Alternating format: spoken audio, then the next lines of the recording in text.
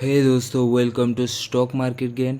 दोस्तों, आज की वीडियो बहुत ही इम्पोर्टेंट होने वाली है। आज हम लोग डिस्कस करेंगे एसआईपी के बारे में, सीखने की कोशिश करेंगे एसआईपी इन्वेस्टमेंट काम कैसे करती है। एसआईपी के द्वारा रुपी cost average and power of compounding की मदद से करोड़ों कैसे बनते हैं, और हम जानेंगे एसआईपी के की फीचर्स के बारे में। और फाइनली लास्ट में हम जानेंगे एसआईपी में क्यों इन्वेस्ट करनी चाहिए। दोस्तों, वीडियो को शुरू करने से पहले आपने डीमेट अकाउंट नहीं खोला है तो आप हमारे लिंक पे जाइए जो आपको डिस्क्रिप्शन में मिल जाएगी, और अपना डीमेट अकाउंट खोल सकते हैं। बिल्कुल फ्री है। और दोस्तों, अगर अभी तक आपने चैनल को लाइक नहीं किया है तो जल्दी से कर दीजिए और सब्सक्राइब भी कर दीजिए ताकि आने वाले वीडियो आप मिस ना करें। एसआईपी क्या होता है? एसआईपी का फुल फॉर्म होता है सिस्टमेटिक इन्वेस्टमेंट प्लान। आप इसको एक जरिया मान लीजिए। आप म्यूचुअल फंड स्कीम में इन्वेस्ट कर सकते हैं। एसआईपी प्लान के जरिए आप आसानी से और फ्लेक्सिबल तरीके से और स्मार्ट तरीके से आप इन्वेस्ट कर सकते हैं और अपना वेल्थ को ग्रो कर सकते हैं। और इन्हीं खूबियों की वजह से एसआईपी बहुत ही पॉपुलर है। अब थोड़ा डेप्थ में जाते हैं। एसआईपी के जरिए आप रेगुलर इन्वेस्ट कर सकते हैं। आप एसआईपी में एक ऑप्शन ये भी रहता है कि आप प्री डिटरमाइंड अमाउंट को इन्वेस्ट कर सकते हैं।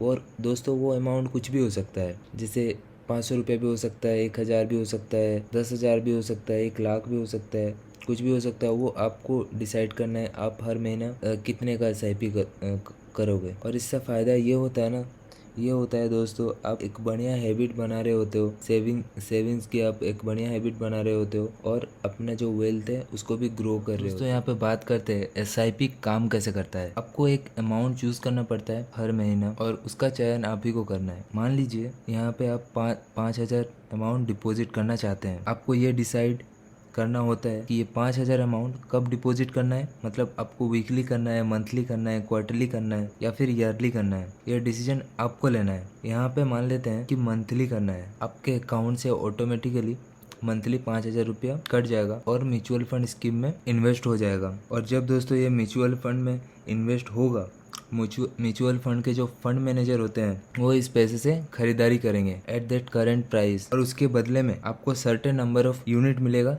जिसे हम टेक्निकल टर्म में एनएवी भी कहते हैं। अगर आप बोलोगे एनएवी का फुल फॉर्म क्या होता है और एनएवी क्या होता है, एनएवी नेट एसेट वैल्यू होता है। और हर महीना आप इन्वेस्ट जो रकम करेंगे, मार्केट की प्राइसेस भी डिफरेंट रहेगी, जिससे आपकी खरीदारी अलग अलग प्राइस पे होगा, जिससे आपको रुपी कॉस्ट एवरेजिंग का फायदा भी मिल जाता है। और जब आप इन्वेस्ट करेंगे एसआईपी के थ्रू तो आपको पावर ऑफ कंपाउंडिंग की बेनिफिट भी मिलती है। सोच रहे हैं रुपी कॉस्ट एवरेजिंग क्या है? मैं आपको बताता हूँ। मान लीजिए आपका जो 5,000 जो आप एसआईपी इन्वेस्ट कर रहे हैं, म्यूचुअल फंड के बदले आप स्टॉक्स में इन्वेस्ट करना फैसला करते हैं, और दोस्तों उस स्टॉक्स का प्राइस रहता है 1,000 रुपया। और जब आप इसमें महीने में एसआईपी इन्वेस्ट करेंगे तो उस स्टॉक के आपको 5 शेयर मिलेंगे। और मान लीजिए जब अगले महीने एसआईपी इन्वेस्ट करने जाएंगे तो उस टाइम उस स्टॉक का प्राइस 2,500 रुपया हो गया होगा, तब आपको उस कंपनी की 2 शेयर मिलेंगे। और जब उसका तीसरा महीना में आप एसआईपी इन्वेस्ट करने जाएंगे तो उस स्टॉक का प्राइस गिर के 500 रुपया पे रहेगा और आपको उस स्टॉक की 10 शेयर मिलेंगे। आप इस तरह से एक पैटर्न देख सकते हैं। आपकी जो इन्वेस्टमेंट होता है वो बिल्कुल फिक्स होता है, और इन्वेस्टमेंट फिक्स होने के कारण जब मार्केट नीचे की ओर जाता है तो खरीदारी ज्यादा होती है, और जब मार्केट ऊपर की ओर जाता है तो खरीदारी आपकी कम होती है। और इसका फायदा यही होता है दोस्तों, मार्केट ऊपर जाए या नीचे जाए, आपके जो एवरेज बाइंग प्राइस सेम रहता है। इसी को हम टेक्निकल टर्म में रुपी कॉस्ट एवरेज बोलते हैं। आई होप आपको रुपी कॉस्ट एवरेज के बारे में समझ आया होगा, और अगर नहीं समझ में आया है तो फिर आप हमें कमेंट करके बता सकते हैं, मैं आपको जरूर रिप्लाई करूंगा। समझते हैं पावर ऑफ कंपाउंडिंग क्या होती है। आइए मैं आपको एक स्टोरी सुनाता हूँ। एक लड़का था जिसका नाम था श्याम, और उसने 25 साल की उम्र में जॉब ज्वाइन किया। वो थोड़ा पूरा ऐसी टाइप का इंसान था, तो अपनी जिंदगी को मजे लेना चाहता था। उसको जो सैलरी मिलता था वो पूरा मजे करता था, और इन्वेस्टमेंट भी कुछ नहीं करता था और सेविंग भी कुछ नहीं करता था। और जब वो 35 साल का हो गया तो उसको लगा कि अब मुझे इन्वेस्टमेंट करनी चाहिए, आगे चल के मुझे काम लगेगा। तो उसने 15,000 रुपए का सिर्फ इन्वेस्टमेंट चालू किया। अभी जब वो 20 साल तक इन्वेस्टमेंट करेगा तो यहाँ पे उसका टोटल इन्वेस्टमेंट अमाउंट जो है वो 36 लाख का इन्वेस्ट करेगा। और यहाँ पे उसकी जो इन्वेस्टमेंट अमाउंट की जो एवरेज है वो 7% एवरेज से हर हर ईयर उसकी ग्रो होगा। और जब वो 20 साल बाद इसका जो टोटल वैल्यू बनेगा वो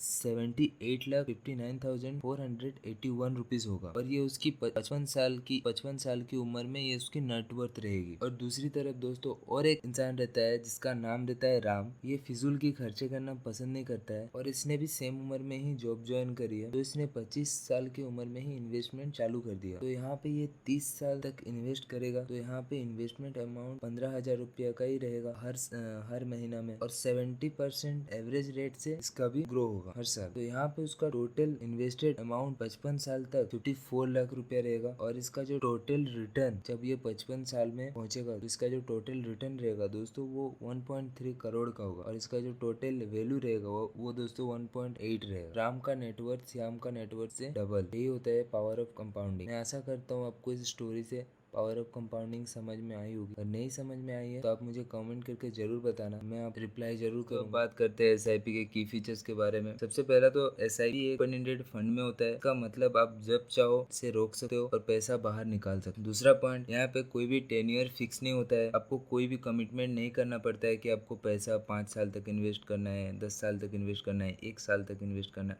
आप जितना साल तक इन्वेस्ट करना चाहो कर सकते हो। यहाँ पे तीसरा पॉइंट ये, मान लीजिए आपने टेन्योर फिक्स 5 साल तक किया है, आप उसको कभी भी रोक सकते हैं। अगर मान लीजिए अपने 5 साल का जो टेन्योर है जो आपने किया था वो कंप्लीट हो चुका है और उसके बाद भी उस टेन्योर को आप बढ़ा भी सकते हैं। 4 नंबर पॉइंट यहाँ पे आता है परपेचुअल सीड का मतलब ये होता है आप जितना लंबा चाहो आप इन्वेस्ट कर सकते हो। 5 नंबर में आता है टेन्योर खत्म होने के बाद आप जब चाहो म्यूचुअल फंड को बता के आप अपना जो पैसा है वो बाहर निकाल सकते हो। 6 नंबर पॉइंट में आपका जो एसआईपी है वो जब चाहो आप इंक्रीज भी कर सकते हो, आप डिक्रीज भी कर सकते हो। मान लो आप 15,000 का इन्वेस्टमेंट कर रहे हो हर महीना, अगर आप चाहते हो इसको 20,000 करना है तो आप 20,000 भी कर सकते हो। अब मान लो आपको डिक्रीज करना है, आपको अगर 10,000 रुपया पर मंथली इन्वेस्ट करनी है तो आप उसको कमा के 10,000 रुपया भी इन्वेस्ट कर सकते। आई होप आप लोग को वीडियो वैल्यूएबल लगी हो तो एक लाइक करके चैनल को सब्सक्राइब कर दीजिएगा ताकि आने वाले वीडियो आप लोग मिस ना करें। और हम लोग डेली ऐसे ही वीडियो बनाएंगे। और आपको इस वीडियो में अगर कहीं पे भी कुछ भी डाउट हो आप मुझे कमेंट करके पूछ सकते हो, मैं आपको जरूर रिप्लाई दूंगा। देखने के लिए दोस्तों आप सभी का बहुत बहुत शुक्रिया। Take care, bye.